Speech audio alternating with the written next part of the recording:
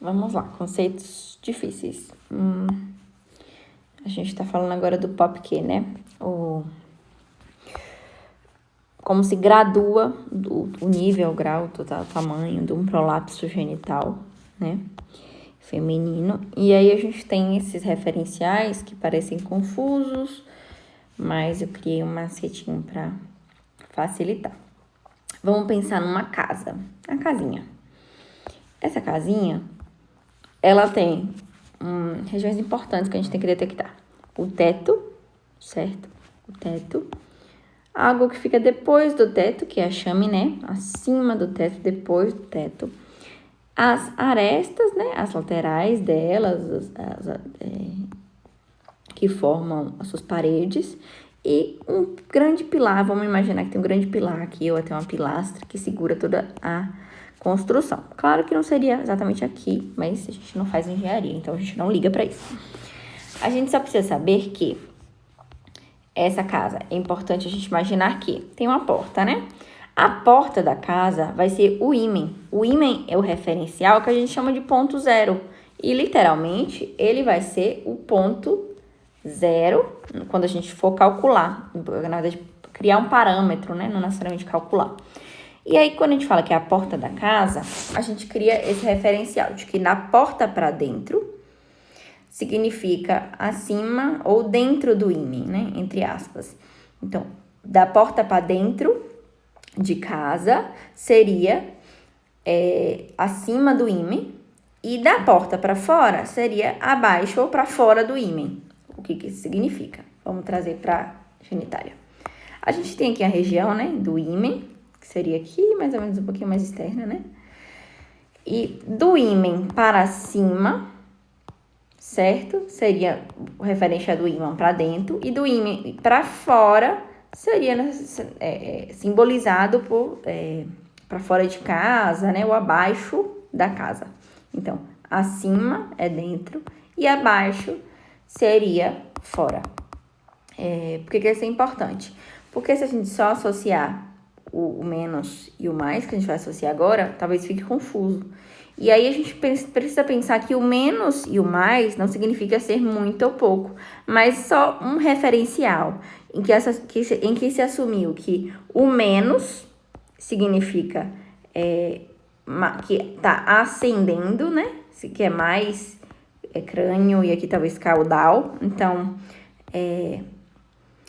o menos é para classificar algo muito acima do ímen, e o mais para classificar alguma estrutura que esteja muito abaixo do ímen, ou para fora de casa, certo?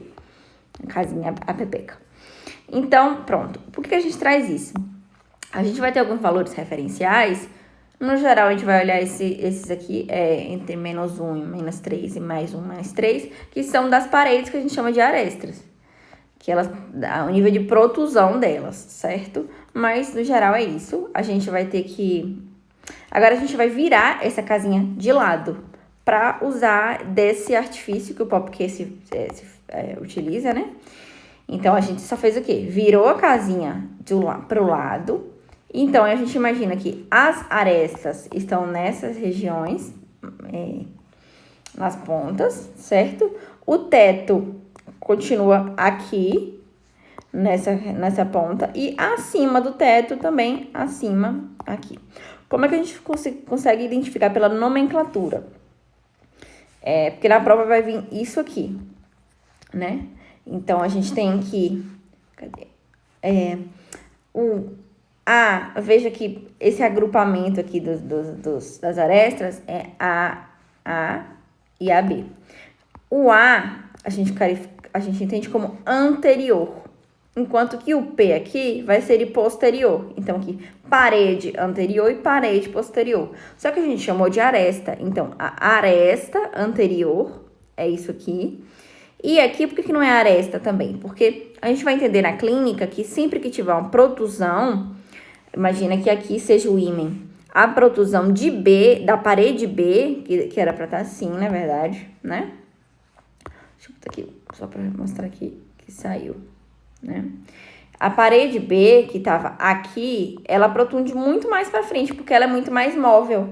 Então, ela fica mais baixa. Então, é a mais baixa anterior. Então, a aresta anterior e a que baixa mais, né? Anterior. Por que isso é importante? Porque os números, quando tiver um prolapso, não vão ser iguais aqui. O de B, se tiver um prolapso importante, principalmente, vai estar muito maior que o da parede anterior. Então, que é a mais medial aqui no caso, né? Então, aqui é a mesma coisa. A aresta posterior e a aresta mais baixa, né? Aqui baixa mais posterior. Aqui a gente tem essa mesma encenação aqui, em que era para ser assim. E a aresta a mais medial, né? Em relação ao ímã, veio um pouco, mas a mais baixa, a B, baixou mais. Então, ela é a que baixa mais posterior, certo? Vamos para aqui, para o teto. O teto representa o colo, certo? Ah, mas ela não tem o colo. A gente vai chamar de cúpula, que é quando a mulher ela já tem a esterectomia. Então, colo ou cúpula, certo? E o D seria o depois do colo, depois da cúpula. Como é que a gente... Às vezes a questão não vai mostrar que ela fez um easter egg ou algo assim. Então, a gente só vai mostrar que tá um X aqui, ou um traço, ou um 0. Que significa que ela não tem nada depois da cúpula, porque ela tem um easter egg, né? Então, a gente já nem contabilizaria para fazer análise de prolapso. Certo? Então, aqui seria cúpula, depois da cúpula, ou colo. E aqui são valores que são fixos. Então, a gente não vai olhar basicamente, na prova a gente meio que esquece que eles estão aqui, né? No caso aqui, é o tamanho vaginal longitudinal, ou seja, tamanho vaginal longitudinal. Ele basicamente conta daqui, na relação do início da vagina até o fim, certo? Quando ela encontra aqui o colo do útero, certo? E aí é uma região que apical, quando a gente tem um prolapso apical, é importante olhar esse valor, já que a gente tem esse lado apical vindo assim. Então, e os outros valores são um valor perineal e o valor himenal, na verdade eu esqueci desse aqui, de hiato genital, né? Himen não, é hiato. Então, esse valor de hiato vai medir, entre aspas, a largura que tem aqui essa abertura do canal da vagina. Enquanto que esse valor perineal, ele vai medir o valor do finzinho aqui, da largura da vagina que a gente contabilizou, até o início da circunferência do ânus, né? Do olho do ânus. Então, a gente conta isso aqui, mas na verdade esse é um valor que é fixo, ele já vem. Então, não acredito que ele já venha na questão, né? Na real, a gente não precisa classificar nenhum prolapso aqui. Então, ele já deve vir. E no exame físico também a gente faz essa contabilização. Agora, no exame físico, é importante que essa contabilização de todos esses parâmetros é com a paciente fazendo a manobra de Valsalva. Porque a gente precisa de um parâmetro verdadeiro e não com a parede mais flexível, né? Então, ela tem que estar bem distendida. Então, vai ser durante a manobra de Valsalva. Salvo o valor do TVL e do corpo perineal, que já vai ser ali por si, né?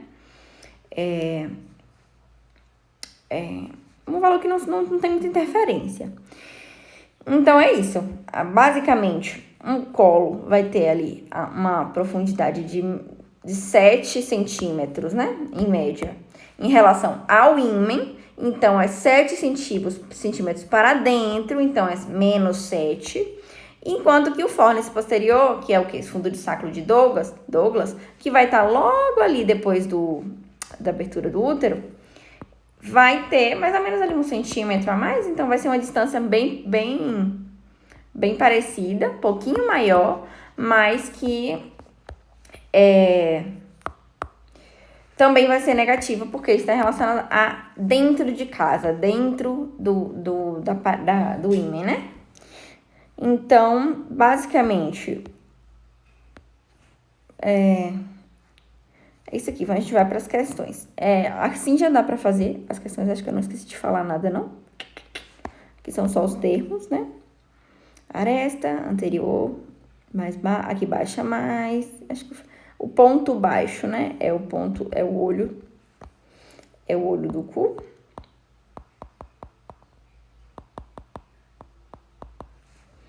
E aqui o hiato genital é a largura do pilar. Então, seria aqui e seria aqui esse parâmetro.